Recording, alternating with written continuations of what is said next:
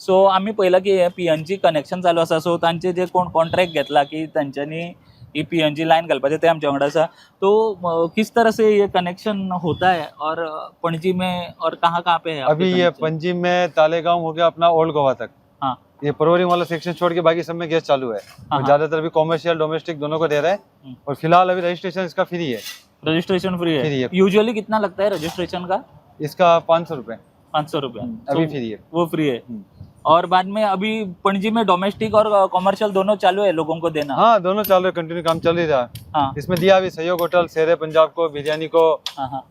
नहीं, बीच में बंद था ना कि आपको खोदने नहीं मिल रहा था जो मेन वो लाइन का था, नया लाइन डालने का बंद था। हाँ। ये ऑलरेडी लाइन डला हुआ, इसमें गैस है। हाँ। इसमें सिर्फ टेपिंग पॉइंट से एक पिट लगा के गैस कितना परसेंट पणजी में काम हुआ रहेगा आपका इसका लाइन का? पंजी में हुआ है 80% तक काम हुआ है। हाँ, पंजी में हो रहा है। एक 20% कहाँ पे बचा है जो स्मार्ट सिटी का काम चल रहा था? स्मार्ट सिटी वाला रह गया, एक अपने माला रोड सेक्शन वाला जो है, हाँ। आउटपोस्ट वाला माला रोड, हाँ। वो वाला काम बाकी है।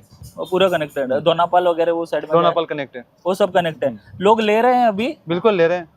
और रिस्पॉन्स भी बढ़िया आ रहा है, मोस्टली सब अधिकार ले ही रहे हैं। हाँ। कॉमर्शियल डोमेस्टिक दोनों कनेक्शन ले रहे हैं। हाँ। PNG का वोल्टेज कितना है। दिन लगता है एक कनेक्शन लेने के लिए?